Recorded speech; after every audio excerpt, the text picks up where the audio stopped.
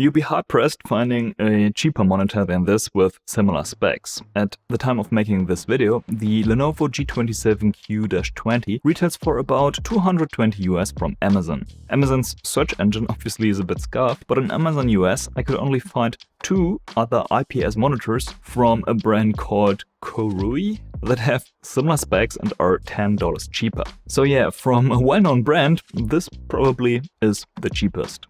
It's kind of amazing, honestly, that we nowadays can get 1440p IPS monitors for basically 1080p money. Of course, that's not worth much if this monitor is, well, trash. But before going any further, I want to let you know that Lenovo provided the monitor for the purpose of this review. Of course, they don't get any input on this video whatsoever, so you're gonna know if it's trash or not after watching this review. This video has a sponsor though, and that is Grid. They've sent me this Game Boy Advance, which was disassembled and turned into basically a piece of art. I absolutely love to play Pokemon on a Game Boy Advance just like this as a child, so this really is pure nostalgia for me. They also make these frames with classic iPhones and other game consoles as well, so I'm sure you can find something that triggers your nostalgia at the link in the description down below. Now, as we would expect from a budget 1440p monitor, the specs are pretty basic apart from that 165Hz IPS panel.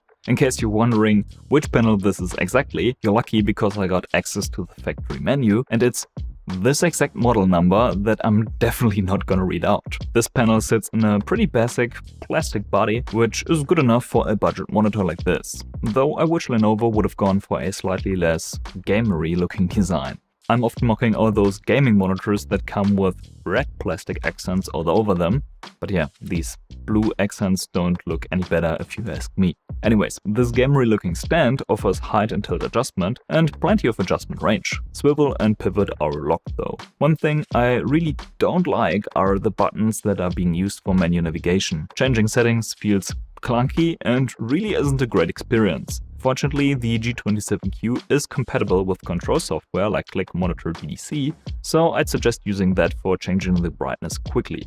Speaking of brightness, the G27Q maxes out at 400 nits, which is pretty good considering its price class. The lowest brightness setting gives us about 80 nits, which is acceptable. The contrast ratio is slightly above average for an IPS panel. That's always nice to see, but don't expect crazy deep blacks with an IPS monitor like this. The sample that I got also doesn't have the best backlight uniformity and shows some backlight bleed, especially towards the upper left corner. So watching dark movies or videos isn't the best experience. Pretty much the same is true for the HDR mode. It's not the best HDR experience. In fact, there's almost no benefit in enabling the HDR mode. The monitor doesn't get any brighter and there's no local dimming or anything like that. So yeah, the G27Q-20 does accept HDR signals, but that's pretty much it. The contrast ratio and maximum brightness that we're getting surely don't justify calling this real HDR. Color-wise, the IPS panel does a pretty good job and everything looks nice and saturated, even oversaturated, because this is a wide color gamut monitor, which goes along with the usual pros and cons. Without changing any settings, I'm not very impressed with the color accuracy. Out of the box, the G27Q comes with the color temperature set to reddish, and unsurprisingly, the color temperature is indeed to reddish. That's a bit of a weird choice for a default setup. Though this is pretty easy to fix and the other measurement results look pretty good. The high average delta E is of course expected as we're looking at a wide color gamut monitor here. With some tweaks we can drastically improve the white point and get a pretty good result overall. And as you would expect, we get even better results after full calibration and profiling. Now you could also be tempted to use the sRGB mode that you can find in the OSD menu. In theory, this should give us the best accuracy for sRGB content, so most of the content you find online. But this probably is the most useless sRGB mode I've ever seen. It almost blocks every other setting, including the brightness adjustment, and in return doesn't even improve the color accuracy. For some reason, it doesn't even clamp the color gamut to sRGB, which basically is the purpose of a mode like this. I really don't know what Lenovo did here. I recommend using these settings instead. And as always, you can find the ICC profile that I created for this monitor in the description down below, and I'd recommend using this in conjunction with these settings. In case you're wondering how to use such an ICC profile, I've got a guide linked in the top right corner.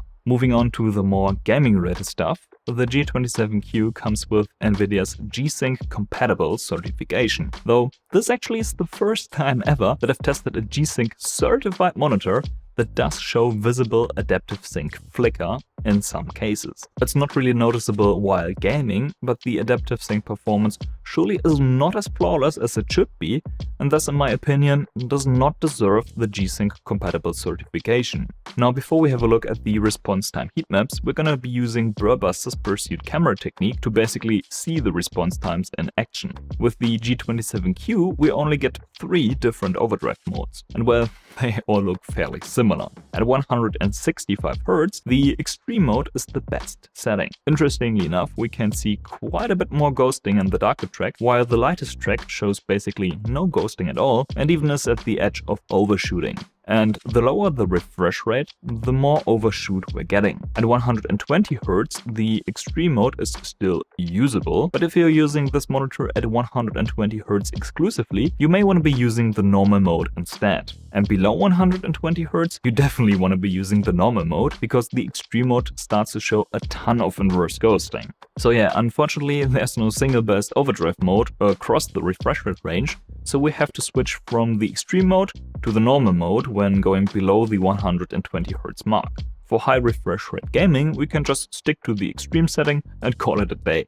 The response times we're getting here are, well, okay. Especially dark transitions are fairly slow, as we already saw in the dark track of the UFO photos. The good thing is that we basically don't get any overshoot. But in comparison to other 1440p monitors of the same price class, that might not be good enough. The HP X27Q, for instance, is quite a bit faster.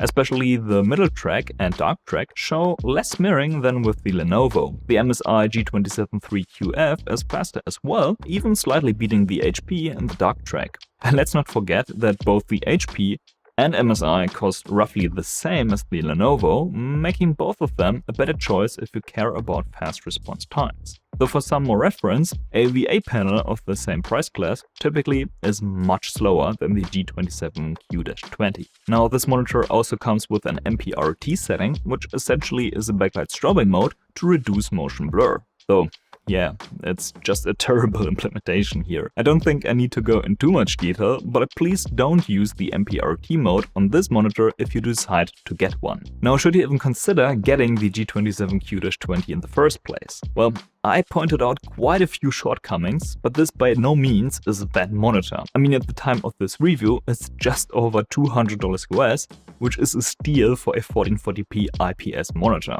So in my opinion, a few drawbacks and quirks are acceptable at this price point, but there still are the HP X27Q and MSI G27-3QF, which both usually can be had for similar money. Maybe a few bucks more depending on where you live and when you're checking prices. I've got all of them linked in the description down below, by the way. And both the HP and MSI outperform the G27Q-20 for gaming. Both have fast response times, and in contrast to the Lenovo, they don't flicker with adaptive sync and have a somewhat useful backlight strobing mode. So yeah, if you care about gaming, there really is no reason to get this over the HP or MSI unless you can get the Lenovo for much cheaper. I'll have the reviews of the HP and MSI linked on screen right now, and I really recommend watching both if you're in the market for an affordable 1440p gaming monitor. Thanks for watching, man sieht sich im nächsten Video.